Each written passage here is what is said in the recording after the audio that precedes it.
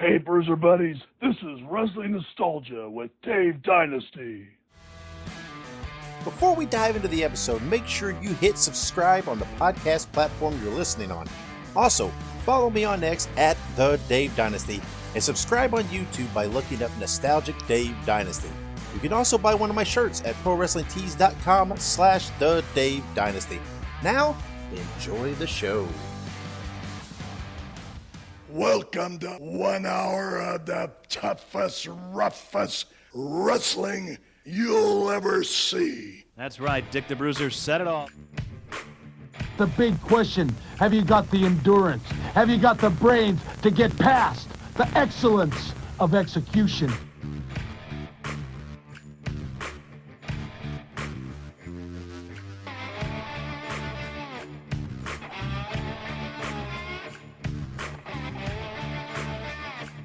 The reason why Axe and myself were put on this earth is to demolish people. Bobby Heenan, that is a very good-looking sport coat you've got on. Yeah, and I paid for mine. Mine isn't government issue. Hello, everybody. Lance Russell and Dave Brown right along ringside. And by golly, we're ready to go with another big week of championship wrestling. Greetings, wrestling fans, and welcome to Wrestling Nostalgia. I'm your host, Dave Dynasty. We have another great episode for you today. My guest is Tony Garea. We talk about Rick Martel, the Vinces, being an agent, and much, much more. So let's just get right to it like we always do, right? Let's take a break, and when we come back, we will have my interview with Tony Garea. Hey, you bums, we have to take a quick break. Filsinger Games is a tabletop cards and dice game company that has enjoyed success for over 3 decades. Their first game was Champions of the Galaxy and was released in 1986. Champions of the Galaxy is a tabletop game that features professional wrestling over 100 years in the future. Humans, aliens, and monsters battle in the Galactic Wrestling Federation for belts. Legends of Wrestling features officially licensed wrestling cards featuring stars like Ted DiBiase, Jimmy Snuka, Harley Race, and many, many more, including game sets for independent promotions. Each match takes place in real time. The action is fast and furious, and all the things that happen in pro wrestling, like cage matches, outside interference, 3-man tag matches, they also happen in the games. You have the opportunity to run your own wrestling promotion involving either real life stars or fictional characters of the future, or you can mix and match both. Visit filsingergames.com for more information and to order the games today. That is Filsinger Games, FILSINGERGAMES.com to order now. If you like horror movies, be sure to check out Dave Dynasty and Ike Isaacs on the Listen to Their Screams Horror Podcast. It is available on all podcast platforms and on social media at Listen to Screams. That is Listen, the number 2 in Screams.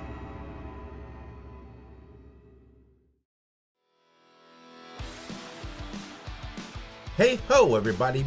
Subscribe to the Pinhead Pod, the Ramones fan podcast bringing you interviews, news, deep dives, and much more. Look it up on your favorite podcast platform. That is Pinhead Pod. We're back on Wrestling Nostalgia. And welcome back to Wrestling Nostalgia. This time I'm being joined by the one and only Tony Garea. Tony, how are you? Very good, thanks. Yeah, well, thank you for giving me time. Tell me, you grew up in New Zealand and were an accomplished rugby player when you were young, weren't you? Yeah, well, I done pretty good at rugby. It was something that you did over there, you know. Yeah. That was the number one sport. And New Zealanders are very proud of the All Blacks, but maybe not so much this week because they got beat real bad by South Africa. Yeah. Well, you also, before you got into wrestling, while you were still in New Zealand, you had some interesting jobs that I saw that were kind of peculiar. Did I see that at one time you were a rope maker? Is that correct? Yeah, I worked in a rope factory. That's no longer there. They tore it down, that part of town. And I was there for about 18 months, and then I went to the forest out in the country, worked out there, And then I got a job using explosives on a dam they were building for a water reservoir for Auckland. They had 2 million cubic yards in the dam. Oh. And I was about 17, 18, I think, at the time. I was driving bulldozers and motor scrapers and anything you could drive, I drove. That's unheard. I mean, that's hard to believe nowadays that you let a 17, 18-year-old drive that stuff. Oh, well, I think of a 17-year-old and put him on a D9 Caterpillar, and it's like, holy shit, did I do that? Yeah, really. Well, and I worked with dynamite too. Yeah. They had big rocks on the water side of the dam, and they wanted them, smaller. So yeah, I use clay and find a little niche and put the clay in and cut about 2.5 inches of gelignite and put a detonator in it and a fuse and start lighting them and then run like hell. When I heard the first bang, I turned around and, to watch, the small rocks, they'd go up in the air. And once or twice, I just had to sidestep one coming down. But if I wasn't looking, it would have hit me. Yeah. Well, and some of your rugby teammates were wrestling. Were pro wrestlers. There was Wild Don Scott and Dave Henderson. They actually, Don Scott spotted me. This was in the mid to late 60s, and I'd start working out with weights to gain weight, and that was a no-no back then. And it was strange, because they said, well, get muscle bound and you won't be able to run, and move around. And then the coach said, Tony, shake those guys off. I had 3 or 4 guys on me, and they still couldn't pull me down. Yeah. Yeah. I was kind of amused by that. And then I ended up on the wing, which is like a running back in football. Yeah. American football, and there was only, I think, one guy on the team could beat me over 100 yards, and I was 50 pounds heavier than him, and he beat me over 100 yards by a couple of yards. Oh, yeah. Well, tell me, when you started, what was the pro wrestling scene like in New Zealand at that time? Well, it was seasonal. And if I remember rightly, I think it started in February and went through to about August. Okay. It wasn't a full-time job. It was just a part-time job where I could pick up a little extra. Like back then, I was working 40 hours a week for maybe $40 if I was lucky. Yeah. So, when I wrestled,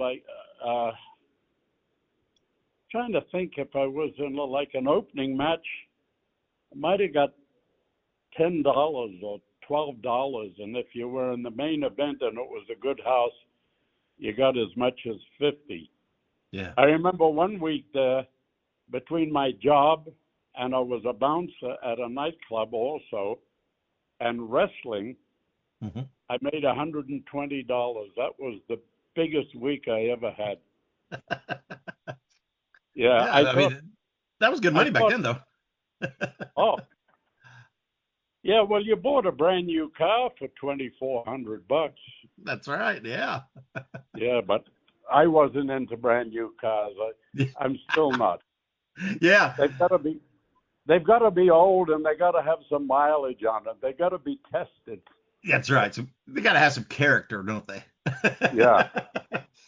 So, well, in those early days, like you said, you were still working, still playing rugby, but then you end up going to Australia for Jim Barnett, and that kind of shifted your priorities a little bit, right? Yeah, I virtually quit wrestling, and about 11 months later, the promoter called me. Ernie Pinches was his name. And he said, how would you like to go to to Australia for 10 days? For $250. I thought, oh my God. Yeah, I got to go. Yeah. So I went over there, and Jim Barnett was the promoter, and I was as green as hell. Yeah. I remember the first match I had there, the guy said, oh, I'm kind of nervous. You guys come over from New Zealand, you're a little stiff. He was worried about me hurting him. Yeah. And anyway, I was only going to go over there. They were supposed to, just chop meat with me for this one guy coming in, Bulldog Brown. Mm-hmm. And they probably thought I was too green, or maybe he seen something in me. Anyway, he kept me 8 weeks. Yeah. And then he said, I'd like you to come back because his tour was going to Singapore and Hong Kong. But I wasn't on any of those. And it was supposed to be 6 weeks, and it ended up being about 3 months. Yeah. So I went back, and I was there for 12 weeks, and some of the local guys there, they said, if Jim Barnett asks you if you want to go to the States, he'll only ask you one time. So if you say no, that's a no, and he'll never ask you again. Yeah. So he asked me, he said, Tony, would you like to go to the States and wrestle? I said, yes. Yeah. I just that quick. Yeah. And I didn't have a pot to pee in. I had nothing. I had a family back home, I had a house payment. Yep. And so they put in for a visa. Eddie Graham did. I got in touch with Eddie, and he got my information. And I went over with a local boy from Australia named Johnny Gray. And we both came over in early 72. Yeah. And Larry O'Day and Butch Miller were here, the Australians. And and they kind of took care of us, showed us where to go. We stayed in hotels and everything. And I had $200 in my pocket. And I think back, I think, what the hell was I doing? And then I had to buy a round-trip airline ticket, and I didn't have enough. But I had a car worth about $1,400. Yeah. So I got a loan on that for $500, and I was turned down at first, and then I talked a guy into it. If I never got that loan, I wouldn't be here talking to you. Yeah. That's wild. So I got the round trip ticket because you needed to show that, when you got here. I didn't have anything. Yeah. Well, but like you said, you worked for Graham in Florida, but you also ended up, you worked for San Francisco, L.A., Georgia, all these others. Did you have a territory that you most liked working with prior to going to New York? No, well, it was Florida, and then it was New York. And in New York, there was a wrestler named Tony Marino, and I met him in New Zealand. He came over. And he was in Florida. A lot of guys came down to Florida, and they worked a couple of shots in Florida, picked up a couple of bucks, maybe 100, 200. Mm-hmm. And he said, how you doing? And I said, not that well. As a matter of fact, for 7 months, I averaged $295 a month.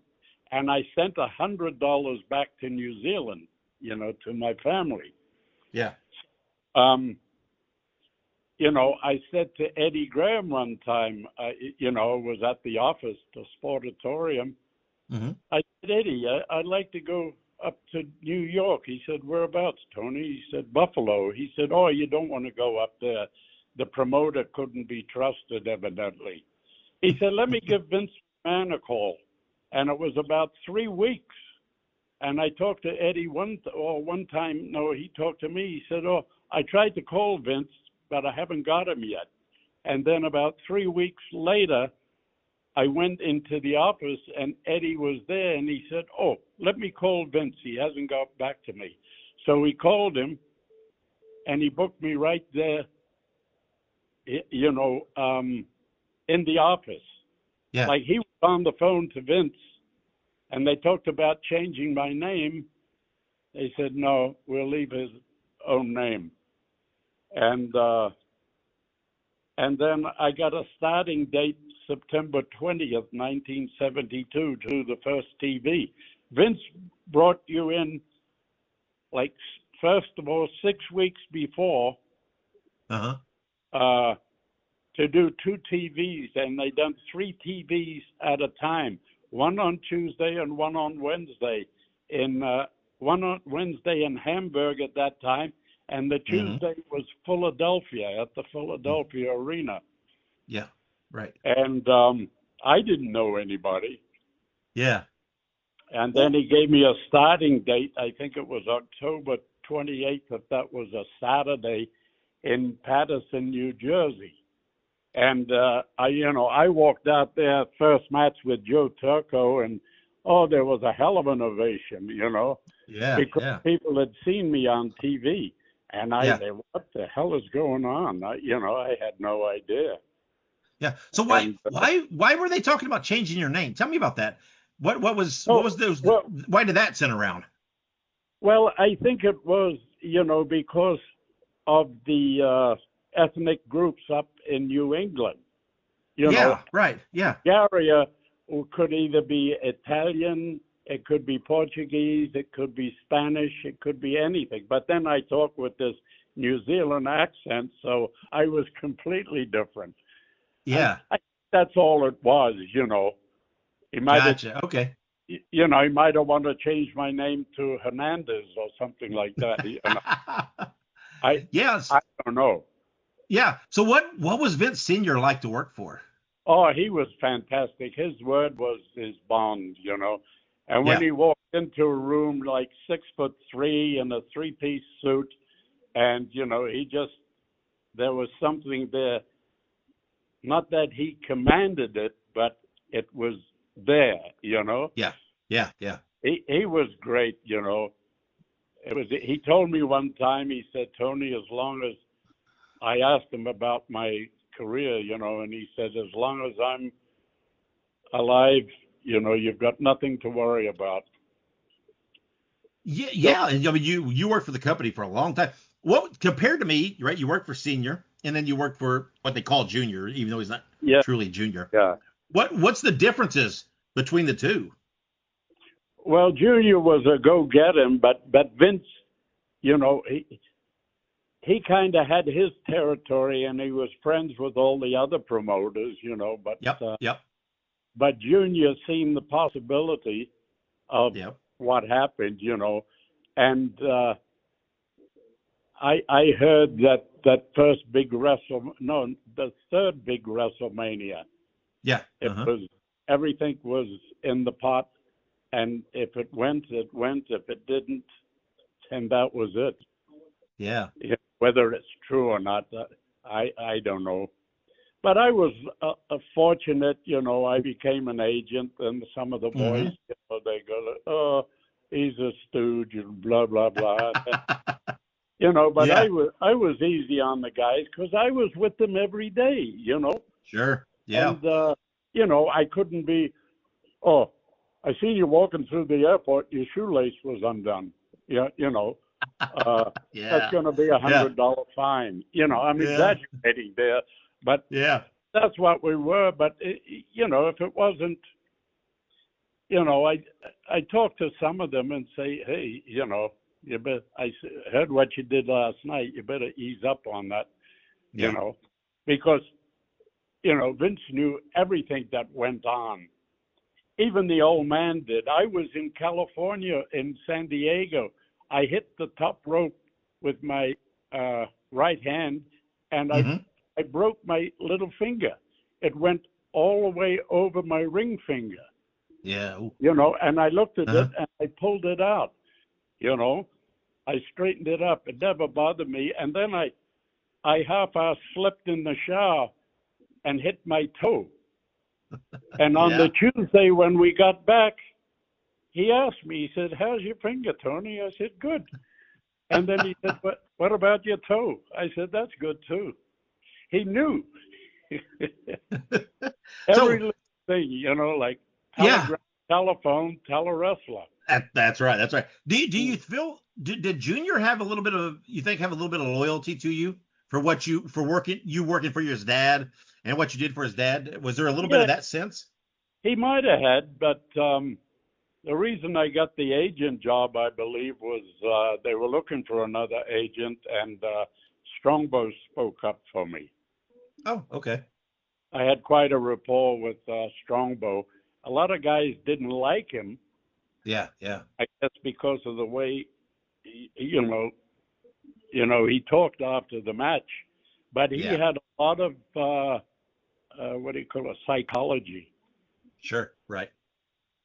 Like one of the guys lost the match, and he walked back to the dressing room, and they didn't play his music, and he was mad as hell. And then he went to Strongbow, he said, "Where's my goddamn music?" Yeah. He said, "You just lost the match. You're angry about the music, but the people don't know that. They think you're angry about losing the match. You're going to come back next time, and you're going to draw money." Sure. Yeah. But I didn't see any reason for playing music, when a top babyface lost his match. Right. Sure. But that was just me. Go ahead. Go ahead. No. I was just gonna get back to when you're in ring. Like when you got started, you pretty quickly had some success, and in '73, you won the tag titles with Haystacks Calhoun. Yeah. And that's one of those names. Calhoun's one of those guys that was always an attraction because of his size. What was it like to work with Haystacks? It was all right. Like I was working with Fuji and Tanaka. Yep, sure. Uh-huh. So the people wanted to see me tag Calhoun because he would take care of business. Yep. But Fuji and Tanaka didn't want him in the ring for too long. Just start the match, take over, give it to me, make me shine, and then cut me off. Like in Madison Square Garden, we had a 31-minute match, and I was in the ring 27 minutes. Yeah, but I didn't mind. That basically got me over, I think. Yeah, sure. Yeah. Well, and you also had, you had tag title reigns with Dean Ho, Larry Zbyszko, twice with Rick Martel. Yeah. Why did they use you in tag teams so much in that time? I guess they felt it, it worked well, and it drew money. We had the Valiants. Yeah. Dean and I, and I used to adapt to my opponent's style. Like George the Animal Steele. I doubt if anybody worked with him more than me. Mm-hmm. But, I didn't try to fight it. This was his gimmick, and it was there for me to put it over when he came in. And then when he left, he put me over. But he also made me shine to a degree while I was putting him over. Yeah. That was old-time psychology. Now it's basically I call it a stunt fest. Right. Yeah, absolutely. But, why would you go over the top rope and land on a bunch of guys and not beat anybody? Don't ask me about the current product. I don't even know. I don't know what they're thinking. But in all your tag title runs, right? You and Rick Martel is probably the most known, and you held the tag titles twice. What was it? Why do you think you and Martel clicked so well and are most remembered? I think it's because we had similar styles. We didn't even have to talk to each other.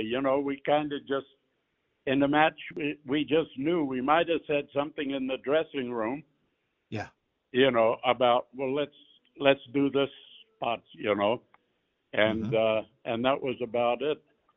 Yeah, he was great. I loved working with Rick. Yeah, I've always been away from Larry or Dean, but sure, of course. I've always been a huge Rick Martel fan. I always thought he was one of the best in-ring workers. Yeah. But you don't hear him talked about a whole lot, right? How underappreciated is Rick Martel for his in-ring work? I mean, he's unbelievable. Yeah, well, he started when he was very young, and then I think when he came to New York with me, he had as many years in the ring as I did. Yeah. He was down in New Zealand with Morocco and Mark Lewin and Curtis Iakea, you know. Yeah. And Mark and Curtis have great ring psychology, you know. He was learn a lot. You know, he learned a lot down there in my home country. Mm-hmm. Yeah. So, in your years, you know, you did a lot of tag team wrestling all those years.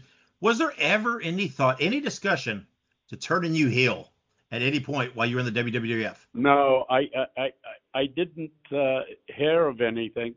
And then there was a couple of times I thought I might. I worked with Bob Backlund one time and Lanny Poffo. And Lanny was in. And, you know, with Bob, I thought I'll just have a good wrestling match, you know, with him, you know. Yeah. And that's the way it went. I really couldn't do anything with Lanny because I was protecting his injury, you know. Right. Did you ever work heel anywhere that you worked? No. No, it's weird. Did you ever think, what if I would, maybe I'd like to give that a try and see what that's like? No, you know, I thought about it, and I didn't know how I would go about, you know, being a heel, really. Right. Yeah. Yeah. There's a different ring psychology. Sure. But, absolutely. Know, yeah. It's very easy. Yeah. Yeah. And like we said, right, you worked a lot of tag teams, but all these different partners, but you worked with so many teams, right? You mentioned the Valiant Brothers, and then, you worked the Yukon Lumberjacks, the Wild Samoans, the Moondogs, just on and on and on. Did you ever have a kind of a favorite team to work with that your style seemed to click with best? No, I really like the Samoans, you know, maybe because you know, from New Zealand, we have a lot of Samoans in New Zealand, and a couple of my best friends when I was young were Samoan. Mm-hmm. And, you know, they were great to work with. The first time we worked with them was in Philadelphia. Yeah. And Monsoon was the agent. He said, you guys are working, and this is the finish. I can't even remember the finish. So, we kind of looked at each other, and I'd never met them before, and neither did Rick. So I put a psychology of the match to them, and they accepted it, and we went out and did it, and they loved it. And then we worked for about, I think, 18 months with them. Yeah. I think, you know, and it was a piece of cake. One time I told a story. Arthur lined me up for a headbutt off the second rope, I think. Mm-hmm. And he connected with me. You know, it was pretty hard. And I said, are you all right? What did he say? Yeah. He laughed. You laughing off? Yeah. Yeah. Well, I got to imagine, a babyface team like you and Rick Martel, it's got to help you to have heels like the Samoans to work against, right? I mean, yeah. You know, yeah. And we tried different things, like, you know, I'd be in the ring, you know, they'd be beating the crap out of me. I'd tag Rick. Rick would come in a ball of fire. He'd do one move, and they'd cut him off, and then they'd beat the crap out of him, and then he'd make a tag to me, and I'd come in like a house on fire, do one move, and they cut me off. And then, you know, it was great because the people wanted to see that big comeback in the finish. And then finally, you know, we gave it to them. But we gave it to them when we were ready. Yeah. Well, I know Rick is, I know he's not as active and involved. Are you in touch with Rick at all anymore? Yeah, I talk to him we talk to each other about 4 times a year. Yeah. Yeah. Isn't that peculiar, right? That wrestling's so unique. Like you guys, I mean, teamed all those years ago, decades ago. But yet you guys could probably have a conversation tomorrow and pick up just like it was yesterday. Oh, yeah. Yeah. Yeah, he's all set. He's got his wife and his daughter, and he's and his daughter's going to college, I think. Well, she's finished. Very smart. Sure. And he's happy as hell. You know. Yeah, that's good. Well, and you retired from in-ring competition around '89. So what led to that decision at that time for you to decide to hang it up? Yeah, it was actually '87. Well, that's 87, okay. You know, I wasn't doing something, as I say. I was in the twilight of my mediocre career, and I wasn't doing anything. And then that's when Strombo said, "Tony, you should become an agent." You know, and I said, "Oh God," you know, And then they were looking for an agent, so then I became an agent. You know. What's that mentality like, going from one of the boys to quote unquote the office? I got through it all right. I didn't push it. You know, like, okay, guys, I'm the boss. You know, right? Don't spot unless you tell me. You know. Yeah. You know, I got on all right with all the guys. You know, and then I just called them aside. You know, and I'd talk to them. You know, and then I'd watch them in the ring. And these newer guys, actually, one guy came to me probably 25 years later. I seen him at a autograph session. He says, I want to thank you for that, bit of advice you gave me years ago. I had to talk him into doing it. And and he said, no, I don't think it'll work. And I said, please, just try it tomorrow night. And if it doesn't work, forget I ever mentioned it. Well, it worked because I knew it was going to work. And then I hid from him because he was looking for me. And when he said, Tony, I'll be looking for you. Did you see it? I said, see what? He said, what we talked about. Yeah. I said, did it work? He said, yeah, like a dream. You know? And I said, yeah, I seen it. That's in his shop. Yeah, I mean, you were a road agent for, 25-something years? I mean, a long time. Yeah, I was a road agent longer than I was a wrestler. Right. For those who may not be aware, what were some of your duties as a road agent? What does a road agent do? Or what did they do at that time? Well, actually, the show was already put together, and it was up to me, to run the show and let the boys know what the office wanted. I was just a go-between. And then, we were in Bangor, Maine one time, and the next shop was Halifax, Canada. So we had a plane early in the morning, and it was a beautiful day in Bangor. It was colder than hell, but they had a snowstorm in Boston. So we had to go to Boston to catch a plane to go to Halifax. And the plane was canceled. So I said to the guy on the phone, can you get me a plane that will hold 27 guys with an average weight of 260 pounds and each has 2 bags? And he says, I'll see what I can do. So he got back to me. He says, I can't find one plane, but I've got 2 planes. I said, okay. So they were like 13-seaters or something, a smaller plane, but we could get everybody on. Yeah. It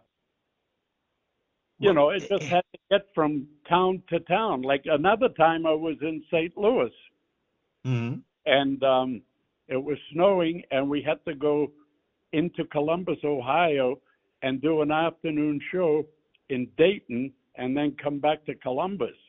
Well, I called Terry Garvin. He was the coordinator at that time, He said, well, let me see if I can get a plane. I said, Terry, they're not allowing planes to land or fly out of St. Louis. Mm-hmm. So we waited till there was nothing we could do. We got on a commercial flight in the afternoon, flew to Columbus, canceled the Dayton show, and done the Columbus show. Yeah. So things like that, you know. And if there was, like, I was in England one time, and we had double shows, and there was a gentleman there. He was really angry because The Undertaker wasn't on this show, but he was advertised to be on it. So the Undertaker was on the other show. So, and he was coming, I think, let's say Wembley Stadium. He was coming to Wembley the next day. So I said, just hold on. So I said, I talked to somebody, you know, with the following show, and then I got tickets and a meet and greet for the guy and his son and his wife, you know, and I said to him, I said, can you come tomorrow? He says, well, I've got to come here. He said, well, I said, you come tomorrow, you got front row seats, and you've got a meet and greet with The Undertaker. Oh, my God, you know. Yeah. Just stuff like that, you know, just to smooth things over. I could have said, well, you know, we changed it, too bad, you know. Yeah. So basically, you had to put out fires. Yeah. Well, I didn't have, but I did. Well, yeah. Sure, of course.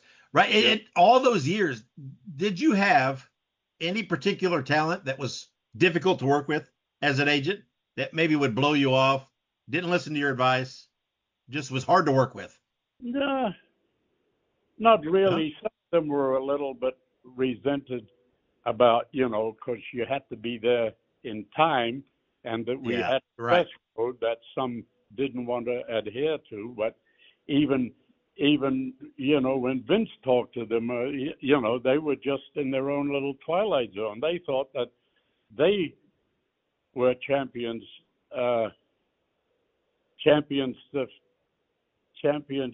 stuff. Yeah, you know, right. That they did it by themselves. You know, no respect, you know, for the boys or anybody else, you know. Sure. Yeah. So, well, I mean, and like you mentioned, right, you were, I mean, essentially you were a road agent longer than you wrestled. Yeah. And you were on TV all the time as an agent, breaking up brawls and everything else during a really high peak period. When you get recognized, when people, you know, say, hey, that's Tony Garea. Do they remember you mostly from those agent years and breaking up those brawls and everything? No, I think it's more so with the wrestling, and cause good. Okay. A lot of people aren't with us anymore if they remember me wrestling. Sure, that's right. Well, yeah. Sometimes I talk to somebody, you know, where are you from? No, I'm from Boston. Yeah, you know. Well, you know, but I was born in '88. You know, so they wouldn't know who the hell I was. Yeah. Well, when, like you said, when people look back at your career and they talk about Tony and they just kind of, you know, watch some of your tapes, what do you hope they remember or that they get from your career? I hope. Well, I don't know. I hope they remember, like, that I was a nice guy, and you know, nice guys don't finish last, only if they want to. There you go. All right.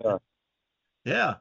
You know, I was. If you were good to me, I was good to you. But you know, if you wanted to get a little out of hand, then hey, I don't want you. You know, and I was that before I got into wrestling. You know, I had friends.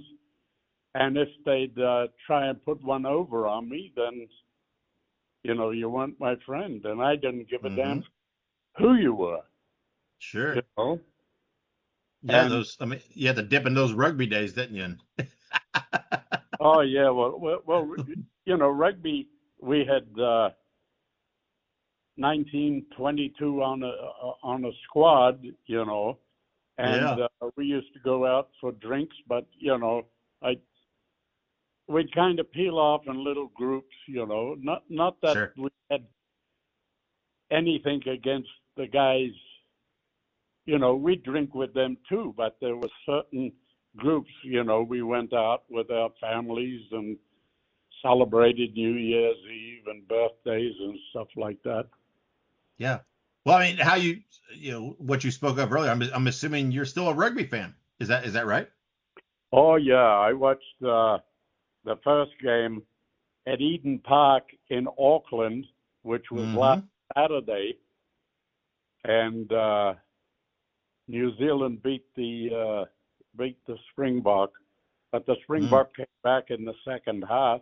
But I went there in 1961 with my father, and I still remember there's about 45,000 people there. You know, it was open grandstands and everything, and everybody, after the final whistle went, people run down on the field.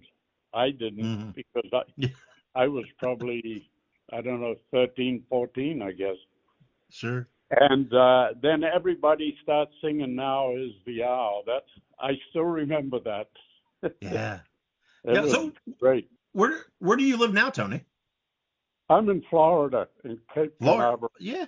Oh, okay. Yeah, I'm in Pensacola. So yeah. Oh yeah. Yeah. Yeah. I go to the gym every morning. I'm there between 8 and 8:30, sometimes earlier. And then I got a group of guys I meet for happy hour, and I'm there about an hour. What else? What else do you do with your time? I mean, is Tony Garea, are you a golfer or what do you do with your time? No, I used to play golf with Pat Patterson and Larry Sabisco and the Chiefs and a few other guys, Sergeant Slaughter, but I always felt I had to be somewhere else, you know. Didn't have the patience for it. I think it was a Scottish joke, according to Robin Williams. You know, they just put it on the whole world. Yeah. Let's invent this game where you hit a ball and you have to put in a little wee hole and see if we can sell it around the world. Yeah, it is. You have to have a lot of patience for golf. And So you mentioned some signings earlier. Do you still get out there and make some appearances and do some signings at conventions? Yeah, once in a while. I think I've got one up in New Jersey somewhere in November 8th, I think. Okay. I can't remember. Sure, of course.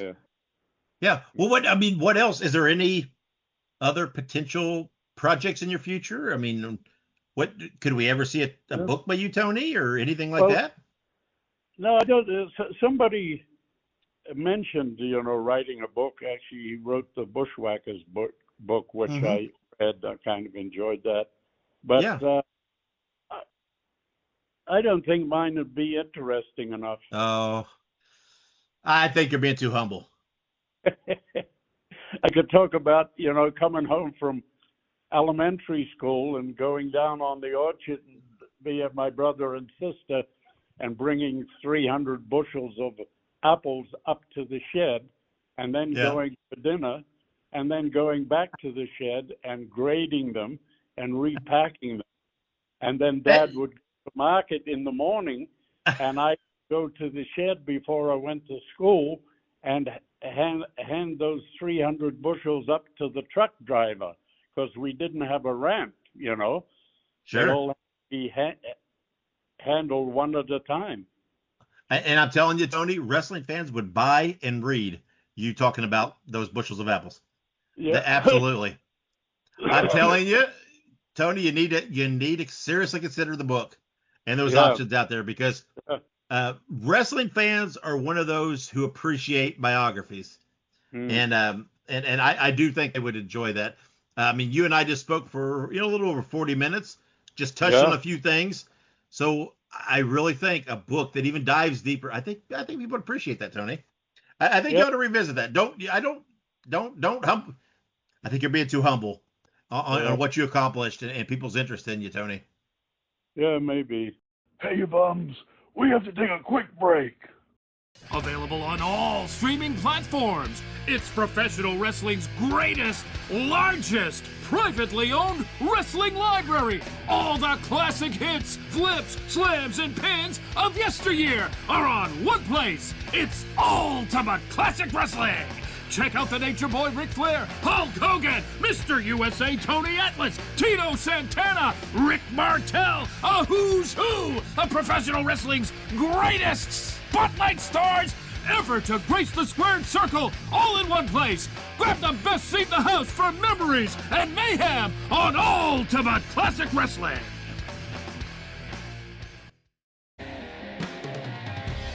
Hey guys, Ray Russell here.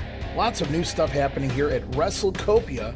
If you haven't checked out our website at WrestleCopia.com, it's a great way to keep up with the latest episodes of all of your favorite Copia programming, from the Wrestling Memory Grenade to Regional Wrestling with the Territory Talk, the Wrestling Stoop with the legendary Bob Roop, and of course all of those programs also available at your favorite podcast streaming platforms.